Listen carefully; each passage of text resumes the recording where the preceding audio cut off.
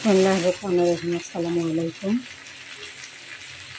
রুই মাছ ভাজতেছি আর এখানে পাশে রসুন দিয়ে দিয়েছি। তো আমি আসলে আজকে যেটা রান্না করব সেটা হচ্ছে ভর্তা আইটেম আজকে তৈরি করে আপনাদের সাথে শেয়ার করব ভেবেছিলাম। তো আলহামদুলিল্লাহ আমি অবশ্যই চেষ্টা করব ফুল রেসিপিটা দেওয়ার জন্য। তো আমি এখানে রসুন এবং রুই মাছ ভাজতেছি, পাশাপাশি আমি ভেজে নেব। এখানে কিছু মরিচ রেখেছি আর কিছু পেঁয়াজ কুচি রেখেছি।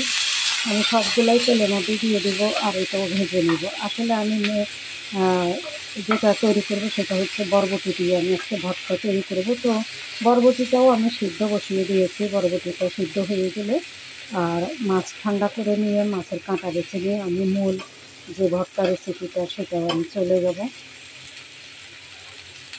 তা আমার তো মরিচ ভাজা হয়ে গেল, এখন আমি মাছগুলোও তুলে নেব। মাছও ভাজা হয়ে গেছে আর মাছটা একটু ঠান্ডা হয়ে গেলে তারপরে আমি একটু কাঁটা বেছে নেব আর ভর্তা তৈরি করব।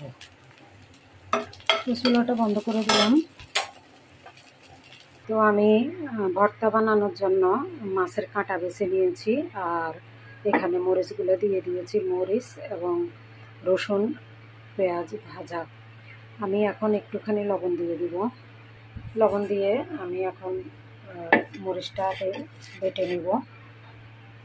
আমি মাছ এবং মরিচ আমি এভাবে ডলে নিচ্ছি। আর এটা হচ্ছে বাটনা, এটার নাম হচ্ছে বাটনা। আমি জানি না এটার আর কোনো নাম আছে কি না।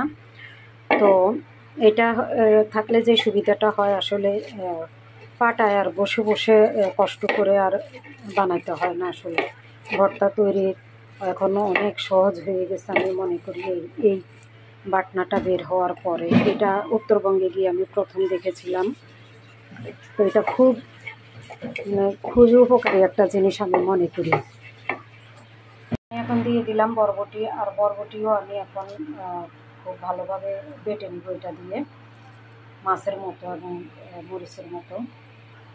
তো মিশিয়ে নিলাম আমি, মানে বেটে নিলাম। আর এখন আমি একটু সরিষার তেল দিয়ে দিব। যদিও আমি সরিষার তেলেই মাছ এবং রসুন তারপরে পেঁয়াজ এগুলো ভেজে নিয়েছিলাম, তারপরেও এখন একটু কাঁচা ফ্লেভারটা আমার ভালো লাগে সরিষার তেলের। তো যার জন্য আমি কাঁচা রসুনটা দিয়ে দিলাম। আর এখন আমি ভর্তাটা মিশিয়ে নেব, মানে তেলের সাথে খুব ভালোভাবে মিশিয়ে নেব।